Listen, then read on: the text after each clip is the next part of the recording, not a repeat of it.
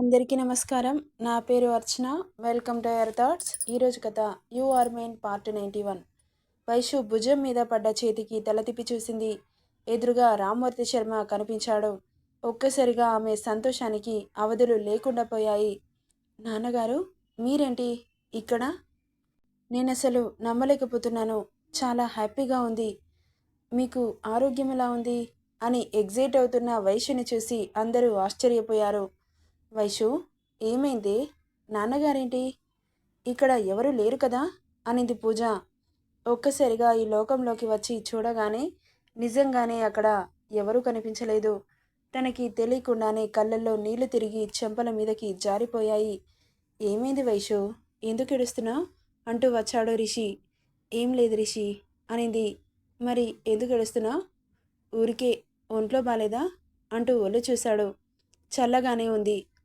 ఎందుకు ఒక్కసారిగా డల్ అయిపోయావు? ఇప్పటి వరకు బాగానే ఉన్నావుగా? ఏం లే రిషి. సరే, బాగా టయర్డ్ అయినట్లున్నావు.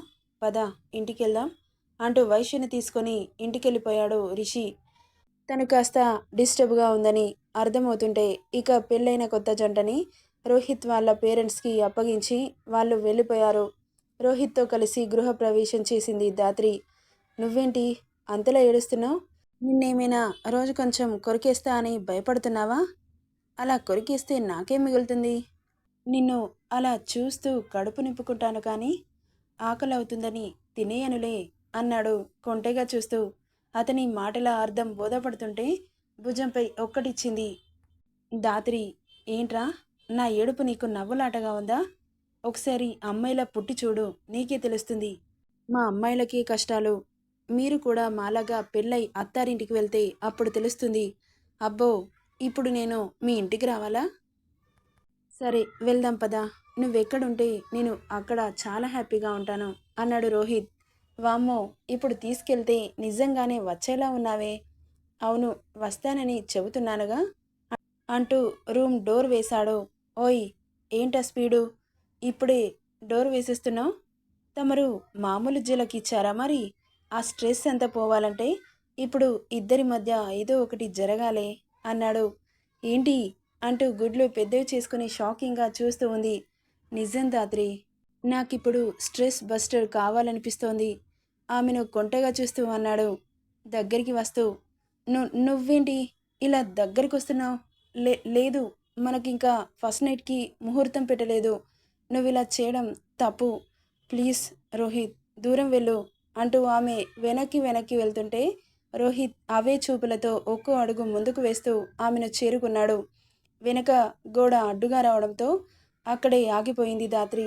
ఆమెకు ఇరువైపులా చేతులు ఆంచి ఆమె కళ్ళలోకి అలాగే చూస్తూ ఉన్నాడు. అతని చూపులకి కంగారుగా చూస్తూ అతడి గుండెలపై చేయి పెట్టి వెనక్కి తోస్తూ ఉంది ధాత్రి. కదలట్లేదు. ఇలా టెన్షన్ పడితే పనులు జరగవు పాపా, ఫ్రీగా ఉండు అన్నాడు. లేదు, నువ్వు దూరం జరుగు, నాకు టెన్షన్ వచ్చేస్తుంది. దేనికి టెన్షన్? ఎప్పుడైనా మనం ఒక్కటవ్వాల్సిందేగా. అదేదో ఇప్పుడే అయితే నా స్ట్రెస్ కూడా తగ్గిపోతుంది. అర్థం చేసుకో ధాత్రి అన్నాడు మత్తుగా. అతని మాటలకి చేష్టలకి చెమటలు పట్టేస్తుంటే దూరం జరుగుతావా, నేను అత్తయ్యకి చెప్పాలా? అచ్చా, అత్తయ్యకి చెబుతావా? ఎలా చెబుతావు? నువ్విప్పుడు నా నుండి తప్పించుకోవాలి కదా. నువ్వు చెప్పేసరికి నా పని పూర్తవుతుంది. అప్పుడు చెప్పినా ఒకటే, చెప్పకపోయినా ఒకటే అన్నాడు రోహిత్. వామ్మో, నువ్వేంట్రా బాబు ఇలా ఉన్నావు? నువ్వు చాలా ఇన్నోసెంట్ అనుకున్నాను కానీ అస్సలు కాదు. నేను ఇన్నోసెంట్ అని నీకు చెప్పానా పాప అంటూ ఆమె చీర చెంగులో నుండి చేతులు పొనిస్తూ ఆమె నడుం పట్టి ఫోర్స్గా మీదకి లాక్కున్నాడు. ఒక్కసారిగా అతని గుండెలకి తాకింది ధాత్రి.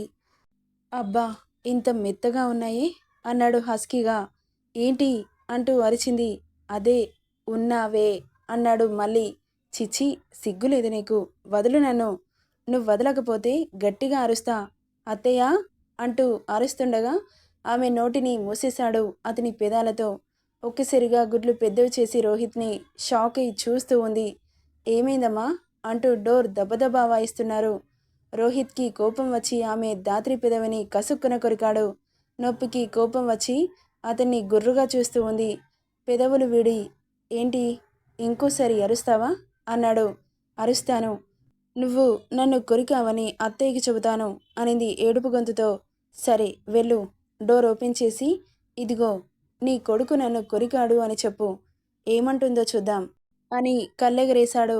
నీకు సిగ్గు లేకపోయినా నాకుందిలే బాబు అని మంట పుడుతున్న పెదవిని తడుముకుంటుండగా ఆమె బుగ్గలు పట్టి ముందుకు లాక్కొని పెదవికి అంటిన బ్లడ్ని నాలుకతో లిక్ చేసి ఎంత స్వీటుగా ఉందో అన్నాడు. పో అంటూ డోర్ ఓపెన్ చేసింది. ఏమైందమ్మా, ఎందుకు పిలిచావు? అది అత్తయ్య, ఫ్రెష్ అవ్వాలి కదా, నాకు చీరలు లేవు, ఇప్పుడు ఏం కట్టుకోవాలా అని. అదా, ఇదిగో నీకోసం నా కొడుకు కొన్న చీరలు మీ రూమ్లో పెట్టుకో అంటూ ఆమెతో పాటు తెచ్చిన 2 బ్యాగులని దాత్రి చేతిలో పెట్టింది. ఏంటి అలా చూస్తున్నావు? నిన్ను లవ్ చేస్తున్నప్పటి నుండే నా కొడుకు నీ గురించి ఎంత చెప్పాడో. అలా ఎప్పుడు షాపింగ్కి వెళ్ళినా వాడికి నచ్చిన చీరలు కొనిపెట్టేవాడు. అలాంటిది నువ్వు వేరే పెళ్లి చేసుకుంటున్నావా అని తెలిస్తే వాడెలా తట్టుకుంటాడు తల్లి? వాడిని అర్థం చేసుకున్నందుకు థ్యాంక్స్ దాత్రి అనింది. అయ్యో అత్తయ్య, మీరలా మాట్లాడకండి. మీ కొడుకంటే నాకు కూడా చాలా ఇష్టం, అందుకే తనని పెళ్లి చేసుకున్నాను అనింది కళ్ళు కిందకి దించి సిగ్గుపడుతూ. సరే సరే, ఇక వెళ్ళి ఫ్రెష్ అవ్వు అని నవ్వుతూ అక్కడి నుండి వెళ్ళేదల్లా ఆగి దాత్రి అని పిలిచింది. ఏంటత్తయ్య, మీకింకా శోభన ముహూర్తం పెట్టలేదు, కాస్త వాణ్ణి దూరంగా పెట్టమ్మా. సరే అత్తయ్య అన్నది సిగ్గు ముంచుకొస్తుంటే. ఇక వెళ్ళమ్మా అని ఆమె బుగ్గపై తట్టి అక్కడి నుండి వెళ్ళిపోయింది. ఆ బ్యాగ్ తీసుకొని లోపలికి వెళ్ళింది దాత్రి. ఏంటి, నీకు కూడా నేనంటే ఇష్టమా అన్నాడు రోహిత్ ఆమెకు అడ్డుగా నిలబడి. ఇష్టం లేనిదే పెళ్లి చేసుకున్నానా అనింది కళ్ళు కిందకి దించి. అయినా నువ్వేంటి ఇన్ని చీరలు కొనిపెట్టేశావు? నేను పెళ్లి చేసుకుంటానని అంత నమ్మకమా? ప్రేమకి పునాది నమ్మకం అన్నాడు. ఒకవేళ నిన్ను పెళ్లి చేసుకొని ఉండకపోయుంటే అనింది. నా శవాన్ని నీకు గిఫ్ట్గా మీ అత్తారింటికి పంపించేవాణ్ణి అని అక్కడి నుండి వెళ్ళిపోతుంటే అతని మాటలకి కళ్ళల్లో నీళ్లూరి వెళ్తున్న అతని వెనుక నుండి గట్టిగా హత్తుకుంది దాత్రి. ఆమె చేతులని విడిపించుకొని ముందుకు తెచ్చుకొని, ఎందుకు ఏడుస్తున్నావు? అలా జరగలేదు కదా, నిన్ను చాలా బాధ పెట్టాను, ఐఎమ్ సారీ. ఇంకా ఈ ఏడుపెందుకు, సారీలెందుకు? ఆల్రెడీ మనకి పెళ్ళైపోయిందిగా. ఇంకో ఒక్క క్షణం ఆగుంటే ఇంత దారుణం జరిగిపోయి ఉండేదా అని ఏడుపు వస్తుంది తలుచుకుంటుంటేనే. అలా ఏం ఆలోచించకు, అంతా మంచి జరుగుతుంది. ఇక వెళ్ళి ఫ్రెష్ అవ్వు. చీర హెవీగా లేదా? అసలే మోయాల్సిన బరువులు అన్నీ మోస్తున్నావు, ఎక్స్ట్రా బరువు ఒకటి అవసరమా అంటూ కన్ను కొట్టాడు. రేయ్, సీరియస్గా మాట్లాడుతుంటే ఇలా మాట్లాడి ఎందుకురా కోపం తెప్పిస్తావు అంటూ తలపై ఒక్కటిచ్చింది దాత్రి. లైఫ్ అన్నాక ఆ మాత్రం సరదా ఉండాలి బేబీ అన్నాడు. సర్లే, నువ్వెళ్ళు, స్నానం చేసిరా, నేను కూడా ఫ్రెష్ అయ్యి వస్తాను అంటూ అక్కడి నుండి రోహిత్ వెళ్ళిపోతే దాత్రి కూడా తనకి నచ్చిన చీర తీసుకుని వాష్రూమ్కి వెళ్ళిపోయింది. ఏమైంది, ఎందుకలా ఎమోషనల్ అయ్యావు? ఏం లేదు రిషి, ఊరికే. నిజం చెప్పు, నీకు మీ నాన్న గుర్తొస్తున్నాడు కదా అన్నాడు. మాట్లాడలేదు వైషు. నాకు తెలుసు వైషు, వాళ్ళ గురించి నువ్వే ఆరాటపడతావు, కానీ నీ గురించి వాళ్ళేనాడైనా బాధపడ్డారా? అలా బాధపడుంటే నీకోసం వచ్చేవాళ్ళు. రాత్రి పెళ్ళికి కూడా రాలేదు, ఎందుకంటే నువ్వు వస్తావని వాళ్లకు తెలుసుగా, ముఖం చూపించలేక. ప్రేమ ఉన్న చోట ఇలా దాగుడు మూతలు ఉండవు వైషు. అలాంటి వాళ్ళ గురించి ఆలోచించి నీ ఆరోగ్యం పాడు చేసుకొని నా బ్రెయిన్ పాడు చేయకు. నేను బయటకెళ్తున్నాను. సరే కానీ ఎగ్జామ్స్ రిజల్ట్స్ వచ్చాయి అన్నాడు. అవునా, నాకెన్ని మార్క్స్ వచ్చాయి? మార్క్స్ ఏంటి, నువ్వు 2 సబ్జెక్ట్స్ ఫెయిల్ అయ్యావు. వాట్ అంటూ అరిచింది. నువ్వు ఎలా అరిచినా ఫెయిల్ అయిన సబ్జెక్ట్స్ పాస్ అవ్వలేవు కదా అన్నాడు రిషి. ఏడుపు మొహం పెట్టేసింది వైషు. ఆమెను అలా చూస్తూ తన చేతిలో మొబైల్ పెట్టాడు. రిజల్ట్స్ చూసుకోమన్నట్లుగా. దాన్ని ఓపెన్ చేసిన వైషు కళ్ళు మెరిసిపోయాయి. హ్యాపీనెస్ చూసిన రిషి నవ్వాడు. ఏంటి రిషి, నన్ను ఎంత టెన్షన్ పెట్టావు? అయితే నేను కాలేజ్ ఫస్టా? మరి నువ్వు? నేను కూడా ఫెయిల్ అయ్యాను అంటూ అక్కడి నుండి వెళ్తుంటే, అంత లేదు, నువ్వు ఈ కాలేజ్ టాపర్ అని తెలీదా నాకు అంటూ రిషి హాల్ టికెట్ నెంబర్ కొట్టి చూసింది. తను సెకండ్ ఇయర్ కాలేజ్ టాపర్గా నిలిచాడు. Congrats my dear sweet hubby అంటూ గట్టిగా హత్తుకొని same to you my dear hottest wife అంటూ నడుం గిల్లాడు.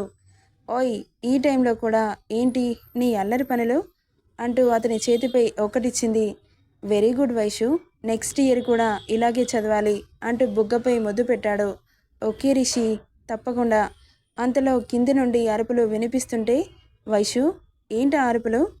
ఏమో రిషి, ఒకసారి కిందకెళ్దాం పదా అంటూ ఇద్దరు కిందకెళ్లారు. నెక్స్ట్ ఏం జరుగుతుందో నెక్స్ట్ పార్ట్లో చూద్దాం. ఈ స్టోరీ ఎలా ఉందో కామెంట్ చేయండి friends. Thank you for listening.